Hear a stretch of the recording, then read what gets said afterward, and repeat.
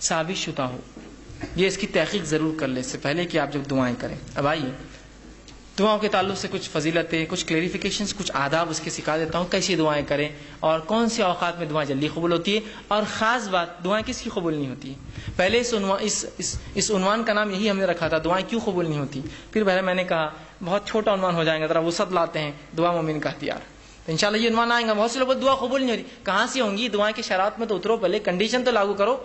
ٹھیک ہے، تو آئیے دعا کی فضیلت کیا ہے. میں نے کچھ تو باتیں رکھی اور رکھ دیتا ہوں. دعا آپ صلی اللہ علیہ وسلم فرمایا عبادت ہے، جامع ترمذی کی روایت. اسی طرح اللہ سے دعا مانگنے والا جو ہے بڑی عظمت والا عمل ہے. اللہ سے دعا مانگنا عظمت والا عمل ہے. ترمذی کی روایت ہے، آپ صلی اللہ علیہ وسلم فرمایا کہ دعا سے زیادہ عظمت والا کوئی عمل اللہ کے نزدیک نہیں ہے. دعا کرنا بہت عظمت والا عمل ہے اور اس سے زیادہ عظمت والا اللہ کے نزدیک کوئی عمل نہیں. اسی طرح دعا تقدیر بدل سکتی ہے. آپ صلی اللہ علیہ وسلم نے فرمایا، یہ بھی جامع ترمذی کی روایت، آپ نے فرمایا اگر کوئی چیز تقدیر کو بدل سکتی ہے تو وہ دعا ہے. کتنی افضل چیز ہے نا دعا. سب کر سکتے ہیں ہم اور سب کی قبول بھی ہوتی ہے، تو دعا ہے. اسی طرح دعا نازل شدہ اور غیر نازل شدہ تمام آفت اور بلاؤں کا حل ہے. آپ صلی اللہ علیہ وسلم فرماتے ہیں، یہ جامع ترمذی کی روایت، آپ نے فرمایا اور کہا جو ہے دعا نازل شدہ آفات اور جو ابھی نازل نہیں ہوئی سب کے لیے نفع بخش ہے. لہٰذا اے اللہ کے بندو دعا ضرور کرو. مطلب جو بلائیں تم پر نہیں آئی اور جو بلائیں آئی ہوئی ہیں دونوں کو ٹالنے کا حل راستہ کیا ہے؟ دعا کرو. یہ نہیں کہا کہ اے امت مسلمہ کے ولیوں تم دعا کرو، سب سے کہا نا. اگر خاص ہوتی دعا کہ اللہ گناہ گار کی نہیں سنتا تو کہتے نا کہ اے امت مسلمہ کے نیک لوگوں تم دعا کرو، اس لیے کہ جو بلا اتری ہے اور جو اترنے والی ہے وہ اسے ٹل جاتی ہے. نہیں کہا نا، تم سب دعا کرو. ٹھیک ہے، ہم سب سے کہا. اسی طرح دعا کرنے والے کو اللہ کبھی محروم نہیں رکھتے. دعا کے لیے ہاتھ اٹھانا یہ مسنون ہے، سنت طریقہ یاد رکھیے. آپ ہاتھ اٹھانا چاہیے دعا کے لیے، لیکن ہاتھ بہت لمبے نہیں پھیلانا، سوائے اس کے کہ آپ صلی اللہ علیہ وسلم عموماً جب ہاتھ اٹھاتے تو ہاتھ نزدیک ہوتے، ملے ہوئے ہوتے. حدیث میں آتا ہے ہاتھ ملے ہوئے ہوتے. ٹھیک ہے، اور جب آپ بہت شدت ہوتی تو ہاتھ کو دور نہیں کرتے. وہاں پر شدت کی دعا تو ہاتھ کھولتے جاتا ہو نہیں. جب آپ شدت سے دعا کرتے تو ہاتھ اوپر کی طرف جاتے. جتنی شدت ہوتی دعا ہوتی کہ بدر میں آپ نے ہاتھ اتنے اوپر کیے تھے کہ آپ کے بغل نظر آ رہے تھے، اور بارش نماز استسقاء میں آپ اتنے اوپر ہاتھ کرتے اور الٹے کرتے کہ آپ کا بغل نظر آتا. تو دعا کی شدت جتنی زیادہ ہوں گی آپ ہاتھ اتنے اوپر اٹھائیں گے اللہ کی طرف، اوپر کی طرف. یہ عاجزی کی علامت ہے. اور ظاہر سی بات ہے بندہ ہاتھ اٹھا رہا ہے مطلب کچھ مانگ رہا ہے، ایک بھکاری کی حیثیت سے کھڑا ہے. ٹھیک ہے، عاجزی کی علامت ہے. میں یہ بھی نہیں کہوں گا کہ ہاتھ کھلے رکھنے سے دعا نیچے گر جاتی، ایسا نہیں ہے. یہ سب اللہ کا غائب کا معاملہ ہے. لیکن ہاتھ ملانا چاہیے اور ہاتھوں کو آپ اس کی شدت کے اعتبار سے کیجیے، اور قبلے رخ ہونا بھی یہ سنت ہے، یاد رکھ. ٹھیک ہے، تو آپ صلی اللہ علیہ وسلم فرمائیں دعا کے لیے ہاتھ اٹھانا مسنون ہے. اور دعا جب کرتا ہے بندہ محروم. ابن ماجہ کی روایت آپ نے فرمایا اور کہا تمہارا رب بڑا حیا کرنے والا ہے اور بڑا سخی ہے، بہت دینے والا ہے. اس کو ایک تو شرم بہت آتی اور بہت سخی ہے، بہت دینے والا ہے. تو لہٰذا جب بندہ اس کے حضور میں ہاتھ اٹھاتا ہے تو اللہ کو شرم آتی ہے، میں کیسے نہیں دوں گا اس کو. ایک مطلب بہت حیا آتی ہے اس کو کہ کوئی اس کے در پر آئے مانگے اور وہ بخالی ہاتھ چھوڑے. تو اللہ کے رسول نے جب بندہ ہاتھ اٹھاتا ہے تو اللہ بڑا حیا دار ہے، بڑا سخی دینے والا ہے. تو اس کو شرم آتی ہے، حیا آتی ہے کہ اس بندے نے جس نے ہاتھ اٹھایا اس کو خالی کیسے جانے دے. تو کچھ نہ کچھ ضرور ڈالتا ہے آپ کی جھولی میں، یاد رکھیے. یا تو چیز کے بدلے چیز، دعا کے بدلے، اس کے بدلے آخرت میں ثواب، یا اس کے بدلے ایک مصیبت ٹالتا ہے، اس لیے کہ اس کو حیا آتی ہے آپ کو لوٹانے کے اندر. ٹھیک ہے، تو ہاتھ اٹھانا بڑا سنت ہے اور اللہ دعا. اسی طرح جو ہے دعا کے تعلق سے بات آتی ہے، اس کے کچھ آداب ہیں، ان آداب کا بھی لحاظ رکھیں. ان آداب کا ہم لحاظ نہیں رکھیں گے تو ہو سکتا ہے دعا جو آپ کہتے قبول نہیں ہو رہی ہے، ہم کو لگ رہا ہے اس کا ہو سکتا ہے. آئیے سنیے دعا مانگنے کے لیے جو ادب رکھنا. جامع ترمذی کی روایت ہے، ایک شخص آیا، 2 رکعت نماز پڑھی، نماز کے بعد اس نے دعا کی اے اللہ میری مغفرت کر، مجھ پر رحم کر، اور اس کے بعد چلا گیا. آپ نے کہا اس کی قبول نہیں ہوئی. صحابہ نے کہا اس کی قبول نہیں کیوں؟ تو آپ نے فرمایا جب دعا کرو تو سب سے پہلے اللہ کی حمد و ثنا کرو، تعریف بڑائی بیان کیجیے اللہ کی. سورہ فاتحہ ہے، سورہ اخلاص ہے، اللہ کی حمد و ثنا. اس کے بعد مجھ پر درود بھیجو اور اس کے بعد اپنی حاجت رکھو. تو دوسرے صحابی نے سن لیا، فوراً گئے، نماز پڑھی، اس کے بعد الحمد ثنا کی اور رسول اللہ صلی اللہ علیہ وسلم پہ درود بھیجا، اور اس کے بعد جو ہے اپنی دعا کہ اللہ کے رسول نے فرمایا اس کی قبول ہوئی.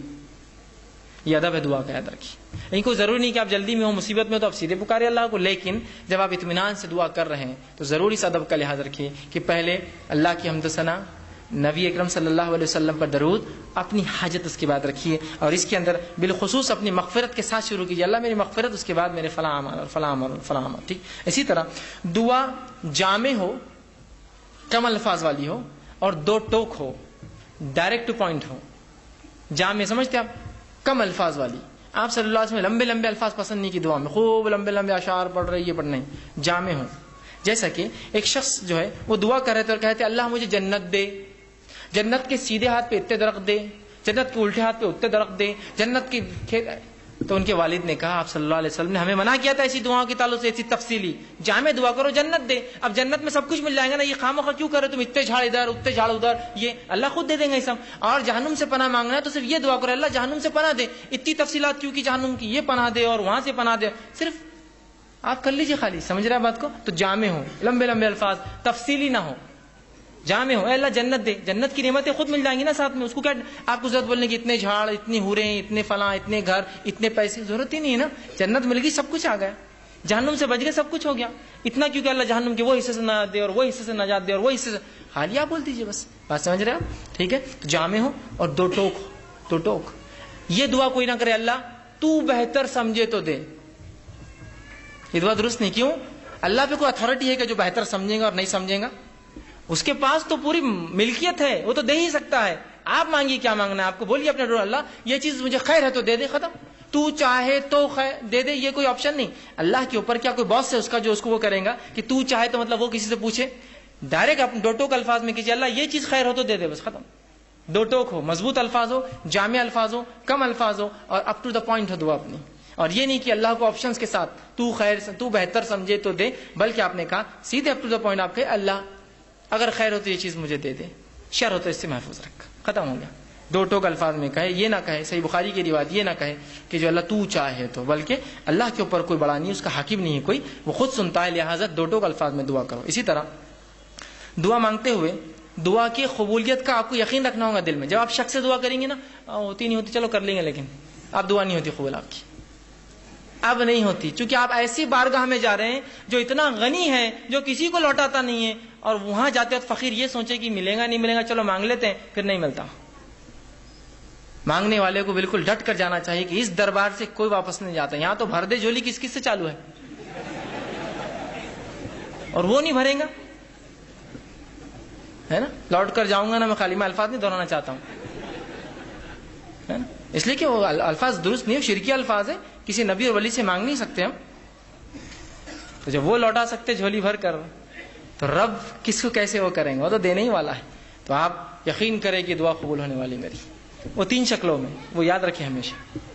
اور پھر دو ٹوک الفاظ میں کیجیے, یقین کے ساتھ کیجیے اللہ قبول کریں گا. اور دعا پوری توجہ اور یکسوئی سے کیجیے, دعا میں خشوع ہو, جیسا نماز, روزہ, زکوٰۃ, حج, ذکر و اذکار, تلاوت قرآن میں خشوع, تو اسی طرح خشوع ہو. یہ نہیں کہ آپ بہت سے لوگ دعا کرتے ہیں ہاتھ چالو ہے, بس کچھ تو بھی چل رہا ہے, بس مطلب کوئی ان کو دعا میں خشوع نہیں, بس اور یہاں آمین آمین چل رہا ہے معاملہ.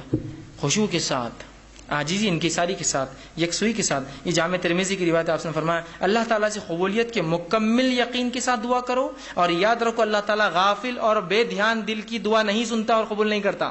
غافل بے دھیان دل, بس کر رہے اللہ بس میرے والدین کو فلاں کر دے, نہیں غافل ہے آپ, ادھر دیکھ رہے ادھر دیکھ رہے, یہ کام کیسا چل رہا, وہ کیسا ہو رہا, مسجد میں کیا کیا ہو رہا, گھر میں کیا کیا ہو رہا ہے نا, تو پھر دعا قبول نہیں ہوتی, یاد رکھیے.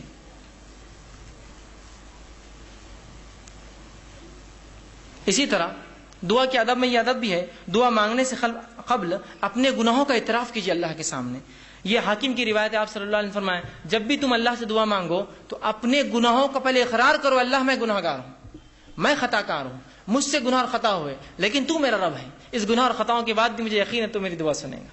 تو اپنی گناہوں کا اعتراف کیجیے اور پھر اپنی حاجت مسائل اس کے سامنے رکھیں, ٹھیک ہے. تو گناہوں کا اعتراف یہ ضروری ہے, ٹھیک. اسی طرح خاص دعاؤں کے لیے آپ 3 بار بھی دہرا سکتے ہیں, خاص دعاؤں کے لیے, اسپیشل جو آپ کی دعائیں ہوں کچھ, تو آپ 3 بار دہرائیے, اس کی سنت ہے, یہ اس کا ادب بھی ہے. آپ صلی اللہ علیہ وسلم کے ساتھ ابن ماجہ کی روایت ہے, آپ نے جنت طلب کی اور جہنم سے پناہ مانگا, 3 بار کہا اللہم اسألک الجنہ ونعوذ بک من النار, 3 بار کہا.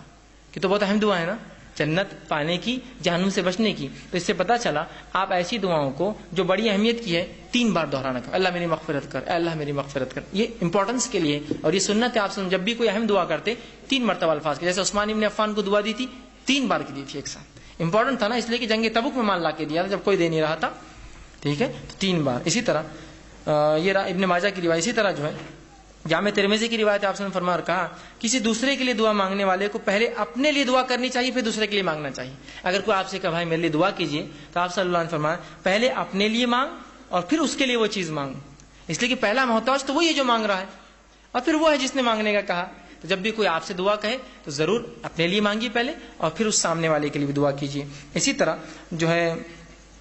جو یہ ابو داؤد کی روایت آپ صلی اللہ علیہ وسلم فرمایا کہ دعا جو ہے جامع ٹھوس الفاظ لیکن زیادہ معنی والوں سے دعا مانگنی چاہیے, مطلب تھوڑے ہو, ٹھوس ہو, مضبوط ہو اور زیادہ اس کا معنی اس کے ساتھ کرنا چاہیے. اسی طرح ہاتھ اٹھائے بغیر بھی دعا کرنا جائز ہے لیکن ہاتھ اٹھانا سنت اور ادب ہے.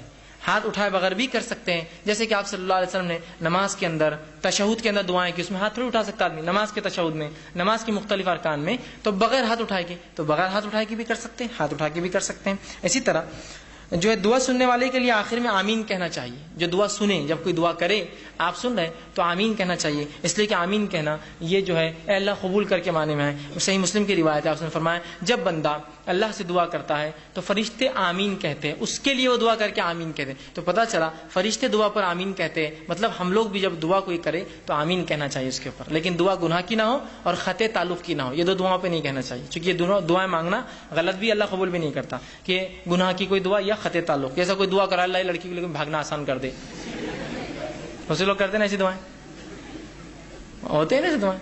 تو بہرحال نوجوان اس لیے بول رہا ہوں تو یہ دعائیں نہیں قبول ہوتی کہ تو گناہ کی ہے نا. آپ ایسی دعا اللہ سے کرتے ہیں اللہ میرے کو شراب کی نعمت عطا فرما, ہے نا, میرے لیے جوا چرس گانجا یہ سب آسان کر, میرے کلب کو جو سٹے کا ہے اس کو خوب چلا, ہے نا, لوگوں کو خوب بیمار کر تاکہ میرے دواخانے میں آئے.